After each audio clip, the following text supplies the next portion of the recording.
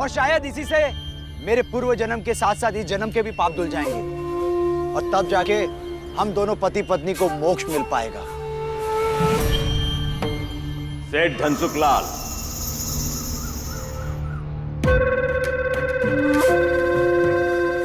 तुमसे कुछ जरूरी कार्य है। वो छोटी जाति वाला राम जी अगर हसिया लेकर आया तो तुम बंदूक चलाओ।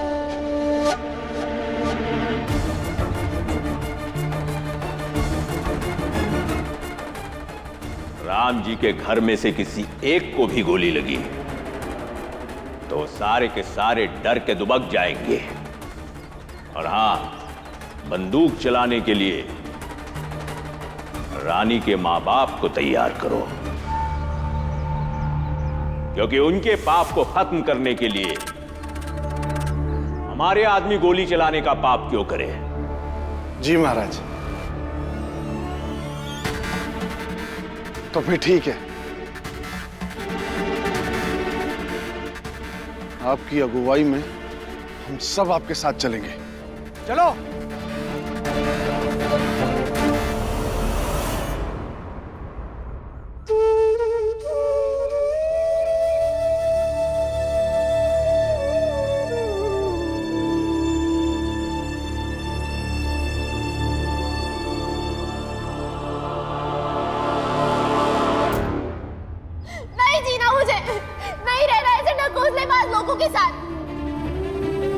मैं एक विधवा हूँ जिसने पहले तो विधवा का रूप ग्रहण करने से इनकार कर दिया था और फिर समाज के खिलाफ जाकर प्रेम किया। कहीं तुम सब छोटी जाति के तो नहीं हो ना? नहीं नहीं, मैं अंदर नहीं आऊंगी, मर जाऊंगी, मगर तुम्हारे घर के अंदर एक कदम नहीं रखूंगी।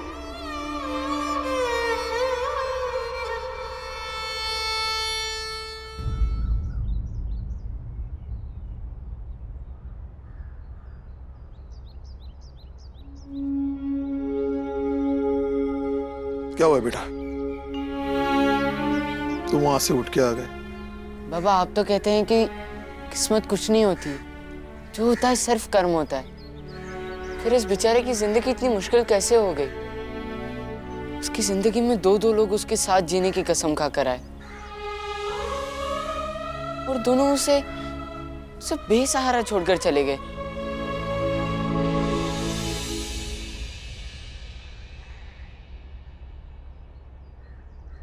परिस्थिति भी कुछ होती है ना। लोग अक्सर बहुत सारी अच्छी बुरी परिस्थितियों को एक साथ जोड़कर अपनी किस्मत मान लेते हैं, लेकिन ये जीवन का बारीक आकलन नहीं। इसलिए ऐसी कुछ घटनाएं जीवन भर आती रहेगी, उन्हें रोकना अब तुम्हारे वश में नहीं। और अब ऐसी घटनाएं तुम्हें किस्मत के सिद्धांत के पास और कर्म के साथ दूर करेगी। और ऐसे ही समय में मनुष्य को दृढ़ता और अपने कर्म पर विश्वास रखने की बहुत जरूरत होती है। पर बाबा, क्या कर्म करते रहने से हर समस्या का समाधान मिल जाता है? भला ये सही है कि हर समस्या का समाधान सिर्फ कर्म ही नहीं होता। कुछ समस्याओं को हम न टाल सकते हैं, ना ही बचा सकते हैं। लेकिन एक बात तय है कि कर्म करते रहने से ही हम समस्याओं से छुटकारा पा सकते हैं, हाथ पर हाथ धरे बैठने से नहीं।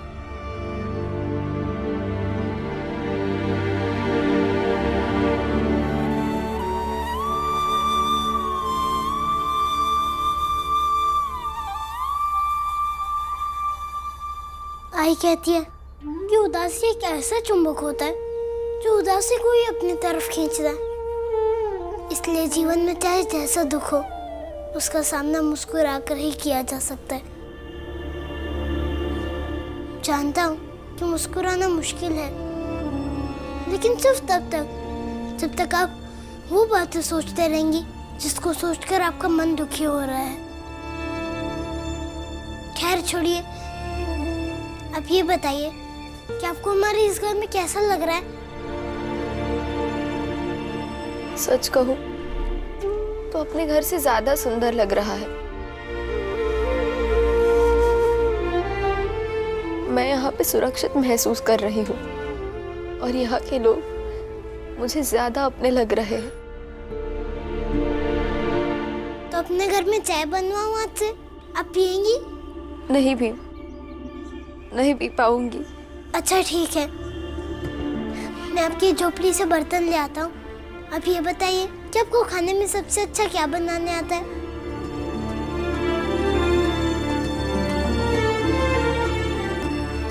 मैं आपका साथ देना चाहता हूँ, मैं आपके साथ सपने देखने की हिम्मत करना चाहता हूँ, मैं आपको हमेशा हमेशा के लिए यहाँ पे रखना चाहता हूँ।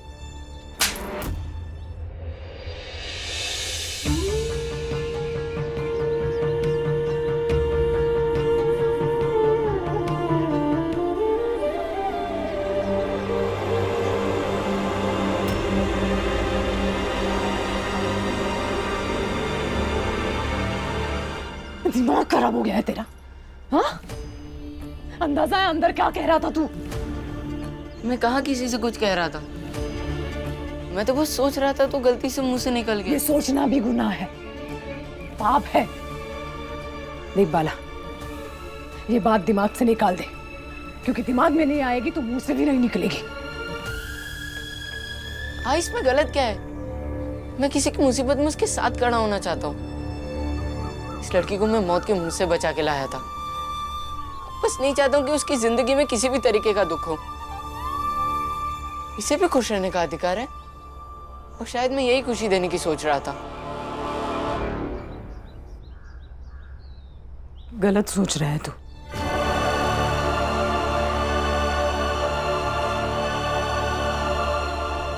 जब भीम मानवी की मदद कर रहा था तब तो आपने उसे गलत नहीं कहा, तो मुझे क्यों तू फिर से भीम की तुलना कर रहा है? ठीक है,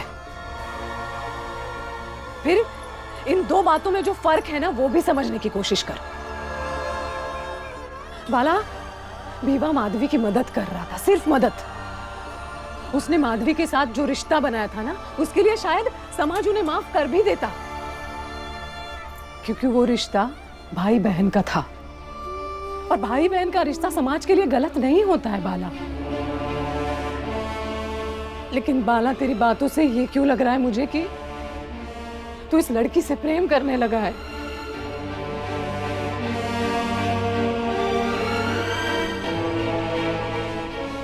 बाला,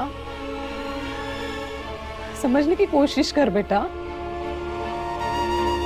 एक छोटी जाति के लड़के का एक ऊंची जाति के लड़की से प्रेम करना धरती और आसमान के मिलन के जितना, उससे भी ज्यादा असंभव है। बाला, प्रेम वो सफल होता है जब दो इंसान शक्कर और पानी की तरह एक दूसरे के साथ घुल जाते हैं। लेकिन तू जिस प्रेम के बारे में सोच रहा है ना, वो शक्कर और पानी का संबंध नहीं है, बल्कि घी को पानी में घोलने जैसा है। तो कितनी भी कोशिश कर ले, घी पानी में नहीं घुलता। और इसीलिए ये बात दिमाग से निकाल दे बस। मैं दिमाग को समझाने की कोशिश करता हूँ भाई, लेकिन मन मानता ही नहीं है। मैं क्या करूं? बाला भैया, आप किस बात पे आई से बहस कर रहे थे? मुझे बताइए, मैं आपकी मदद करने की कोशिश करता हूँ। भीम तो इस बात को समझने के लिए छोटा है।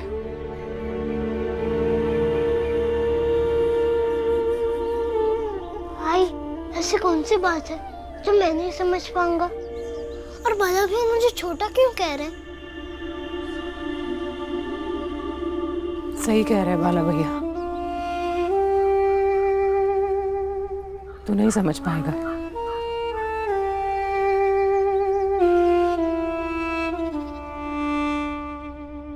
क्या हुआ भीमा भाई, क्या बात है?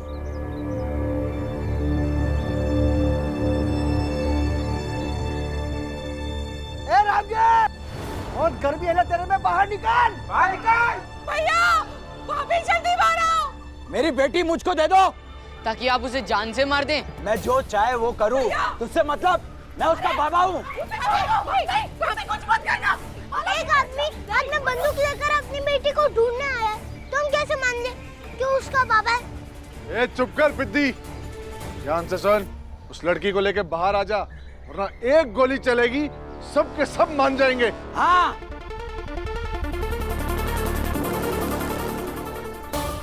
रिटायर्ड सूबेदार हूं, गोली बंदूक से नहीं डरता।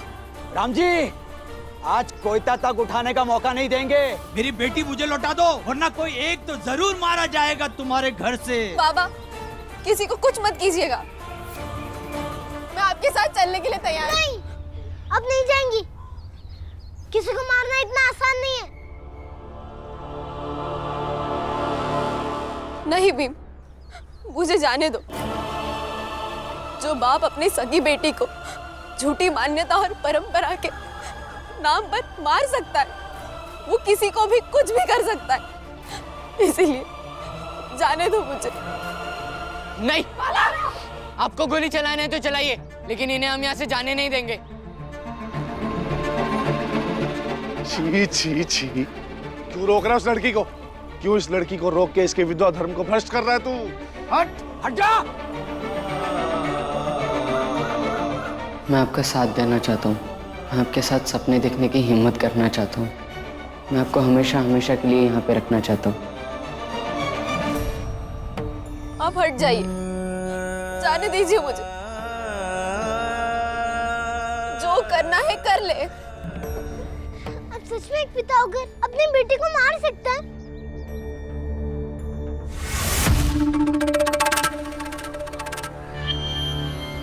सोच क्या रहे हैं? यही भीमराव है, इसे गोली मार दीजिए, ये मर गया तो सब शांत हो जाएंगे।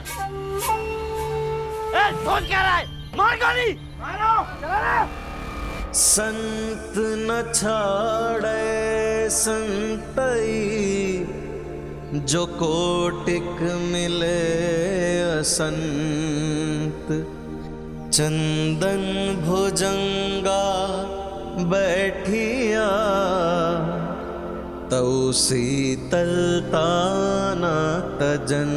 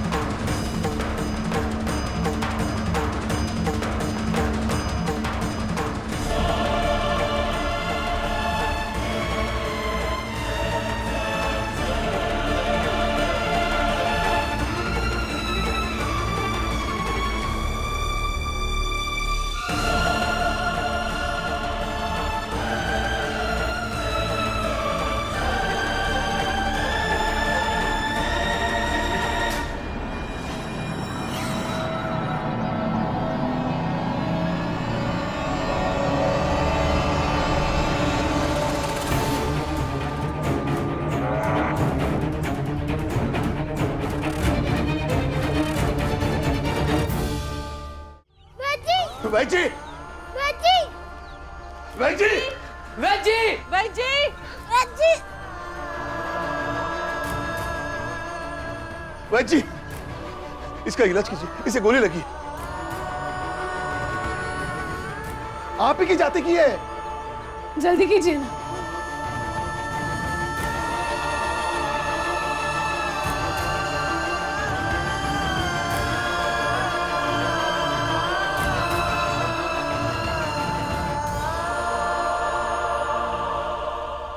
इसे बचाना तो बहुत मुश्किल लग रहा है। आपके लिए क्या मुश्किल है? आप कोशिश तो कीजिए। आप कोशिश करेंगे तो वो जरूर बच जाएगी। आप कोशिश करिए ना, बचाने से उसे।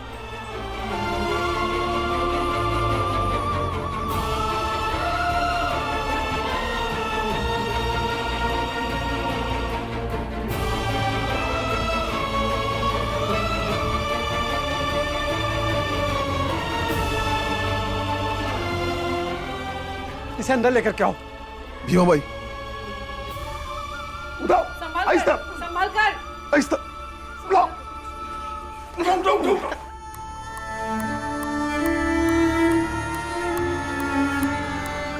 आप लोग जरा बाहर जाइए, थोड़ी शांति चाहिए।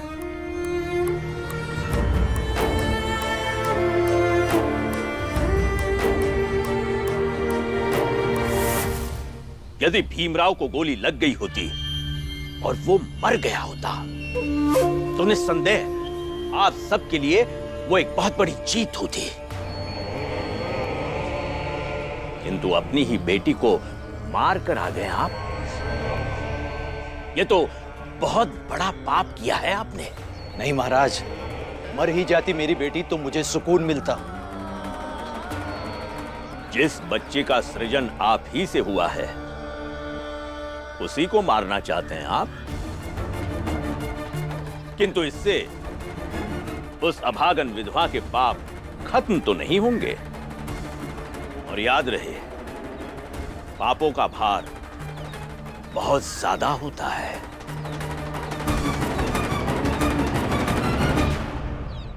यदि मरने से पहले मनुष्य अपने पापों का प्रायश्चित नहीं करता तो उसकी आत्मा उन पापों को ढोती रहती है और इसका असर उसके सगे संबंधियों पर भी पड़ता है।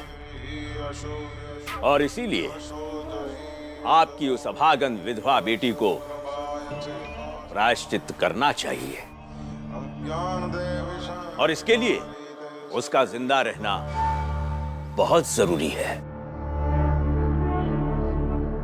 तो आप सब हमारे साथ मिलकर ईश्वर से प्रार्थना कीजिए कि रानी जीवित रहे।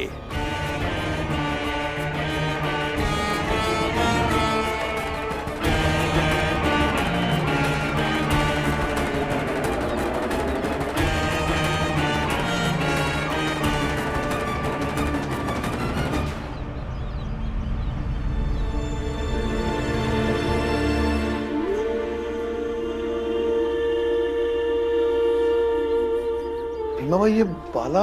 हाँ, सही सोच रहे हैं। बाला के मन में रानी के लिए प्रेम उत्पन्न हो रहा है और ये सही नहीं है। मुझे बहुत डर लग रहा है। आप जानते हैं ऊंची जाति वालों को रानी और बाला का मेल कभी नहीं हो सकता। मैंने कोशिश भी की समझाने की, लेकिन आप बात कीजिए ना। देखिए, जो वो सोच रहा है ना, उससे सिर्फ समाज से नहीं बल्कि ऊपर वाले से भी बैर हो जाएगा। समझाइए उसे। भाभी सही कह रही है प्रिया, अगर ये सच है तो हम सबके लिए बहुत बड़ी समस्या खड़ी हो सकती है।